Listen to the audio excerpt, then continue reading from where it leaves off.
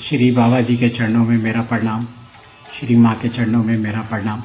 तो जैसे कि मैंने पिछले वीडियो में बोला और मैं जल्दी जल्दी बोलता हूँ, बाबा जी की शंकाओं के मतलब कि बाबा जी जो आपके दिल के अंदर जो इच्छाएं हैं वो शंकाओं के साथ, इच्छाएं हमेशा शंकाओं के साथ आती हैं, पता नहीं ये पूरा होगा कि नहीं होगा। पर मैं दोबारा कह रहा हूँ, आपने अगर आपकी आस्था अगर बाबा जी पे है तो बाबा जी आपकी शंकाएं चुटकियों में दूर कर देंगे और वो कर देते हैं। और ये मैं इसका उदाहरण हूँ और ये होता है। आपके कई बार ऐसा होता है कि आप कुछ सोचते हैं कि मैं ये चाहता हूँ और बाबा जी को बोलते हैं और वो नहीं होता। फिर आपको आ जाता है कि आपको थोड़ा इरिटेशन होती है, क्या नहीं हो रहा, मैंने बाबा जी की भक्ति भी कर ली। पर मैं आपको एक चीज़ बताता हूँ, फिर यही मेरा अनुभव से बता रहा हूँ, अगर वो चीज़ नहीं हो रही है तो आप ये सोच लीजिए बाबा जी भलाई चाहते हैं, वो चीज़ नहीं हो रही। क्योंकि हो सकता है अगर वो जो चीज़ चाह रहे हो आप उसका कुछ उल्टा ना हो जाए तो वो नहीं हो रही और कुछ बुरी चीज़ आप पे नहीं आ रही। इसलिए मैं कहता हूँ हर परिस्थिति में बाबा जी का धन्यवाद दीजिए। बाबा जी अंतर्यामी है ना। तो लीलाओं को आगे बढ़ाते हैं। हाँ, एक बात बोल देता हूँ, अगर आपको भी अपने विचार मुझसे साझे करने हो तो आप मुझे मेल कर सकते हैं, वो डिस्क्रिप्शन बॉक्स में भी है, नीब करोली NEEBKROOLI@gmail.com। चलिए आगे शुरू करते हैं कि 1955 की बात है। हाँ, जो बाबा जी थे, महाराज जी बिरला टेम्पल दिल्ली में थे, रुके हुए थे और वहाँ पे राधे श्याम था, फिरोज़ाबाद से एक आदमी जो सोने और चांदी का बिजनेस करता था। वो बाबा जी की देख रेख कर रहा था, वो उनको अटेंड कर रहा था और वो पूरे दिन भर दरवाजे पे खड़ा रहा। जितने भी श्रद्धालु थे उनको निर्देश देता रहा कि बाबा जी के कमरे में भेजना है, कैसे करना है। तभी एक वहाँ पे एक आदमी था जिसको कोई बाबा जी के ऊपर कोई और साधु और ये मंदिरों के ऊपर कोई विश्वास नहीं था, पर वो दूर एक किनारे बैठा हुआ था। तो राधे श्याम जी ने उसको रात को देखा, वो फिर भी वहीं पे बैठा हुआ था। तो उसने आदमी को बोला कि तुम किसकी वेट कर रहे हो। तो आदमी ने कहा कि मेरे को बिरला जी ने कहा है कि बाबा जी से मिले। तो और उसने कहा कि मैं बाबा जी को अकेले में मिलना चाहता हूँ। तो राधे श्याम गए और बाबा जी से सारी बात बताई। तो बाबा जी ने उसको बोला, देखो तुम उसको ना अपने कमरे में सुला दो, हम कल बात करेंगे सवेरे। तो बाबा जी ने अगले सवेरे उसको दर्शन दिए। तो उसने बोला कि बाबा जी, मेरे परिवार में 3 लोग हैं, मेरी पत्नी, मेरा बेटा और मैं। और मेरा जो बेटा है 1947 से मिसिंग है। मुझे सिर्फ ये पता करना है कि वो जिंदा है कि नहीं है। अगर वो जिंदा है तो क्या मेरे को वो कभी मिलेगा। तो महाराज जी ने उसको बोला, तुम यहाँ से जाओ, तुम्हें वो अगले 6 महीनों में मिल जाएगा। हो गया, ये 6 महीनों में मिल जाएगा।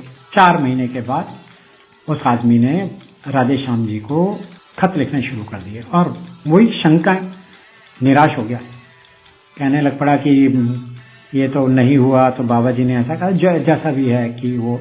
तो राधे श्याम जी ने उसके खतों का जवाब दिया और बोला, जी देखो बाबा जी अभी तो पहाड़ों में गए हैं, तो जब वो वापस आएंगे तो मैं उनको आपके ये जो खत हैं ये दे दूंगा। और साथ ही में उन्होंने राधे श्याम जी ने कहा कि भाई तुम ना अभी ज़्यादा खत कुछ मत लिखो, है ना, ज़्यादा परेशान मत हो, तो जैसे ही बाबा आएंगे मैं तुम्हारे वो दे दूंगा। और 6 महीने बाद राधा श्याम को एक खत मिलता है उसी आदमी का। वो कहता है 6 महीने के, हाँ कहते हैं, बाबा जी के आशीर्वाद से उनका बेटा लौट आया है। वो चंडीगढ़ में टीचर था और उसने कहा कि मुझे बाबा जी का एड्रेस चाहिए, मैं व्यक्तिगत रूप से जाके बाबा जी का धन्यवाद कर। तो ये है चमत्कार, ये है लीला, ये है आपकी शंकाएं खत्म करने वाला लीला।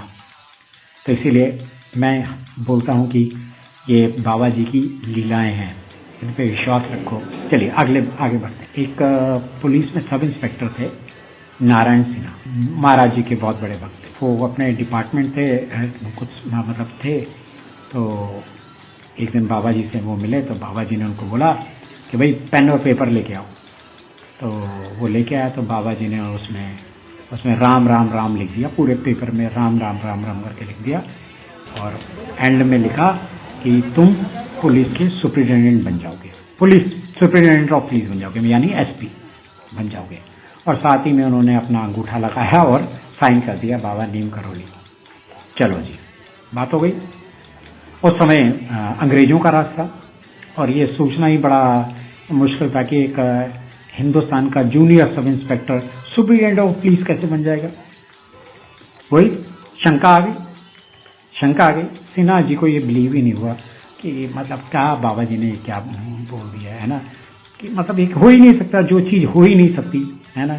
खैर उन्होंने वो जो बाबा जी ने जो कागज़ दिया था जिस पे लिखा था वो लिख दिया।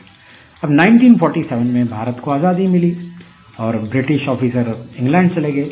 अच्छा, जो मुस्लिम ऑफिसर्स थे तकरीबन वो पाकिस्तान चले गए। इससे क्या कारण हुआ, पुलिस ऑफिसरों की उत्तर प्रदेश में कमी पड़ गई और इसके चलते जी सिन्हा को सुपरिटेंडेंट ऑफ पुलिस बना दिया। ये देखो, है ना।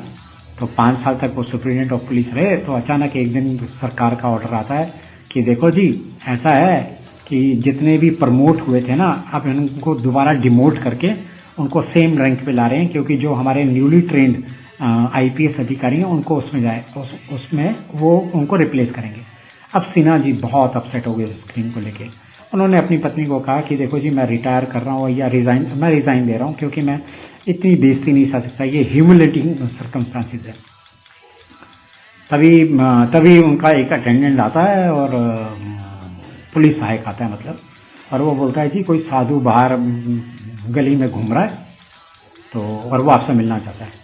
सिन्हा जी जब बाहर जाते हैं तो देखते हैं ये तो बाबा नीम करोली है, नतमस्तक हो जाते हैं। तो बाबा जी इसको सिर्फ ये बोलते हैं, तुम अपनी नौकरी नहीं छोड़ोगे, तुम्हें कोई भी हटा नहीं सकता।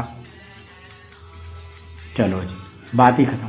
फिर भी अब शंका सिन्हा जी, और तभी सिन्हा जी को थोड़ी देर के बाद एक सरकारी लेटर मिलता है जिसमें लिखता है कि आपकी सेवा भाव और आपकी ये जो सर्विस को देखते हुए आपका जो प्रमोशन है वो सुपरिटेंडेंट ही रहेगा।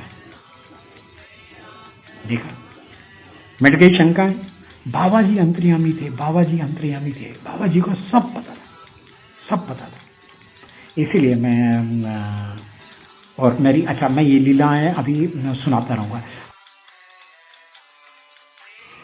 और ये शंकाएं तभी जाती हैं जब आप बाबा जी की लीलाओं में विश्वास रखो, बाबा जी के शरण में चले जाओ और ये लीलाएं आपके साथ भी होंगी और आपकी शंकाएं हमेशा के लिए मिट जाएंगी और आप बाबा जी के भक्त हो जाओगे, जैसे हज़ारों लोग हुए हैं। बस शर्त यह है कि आपको बाबा जी के शरण में तो जाना ही होगा। तो बाबा जी के श्री चरणों में मेरा प्रणाम, श्री माँ के चरणों में मेरा प्रणाम, आप सब लोगों को मेरा प्रणाम।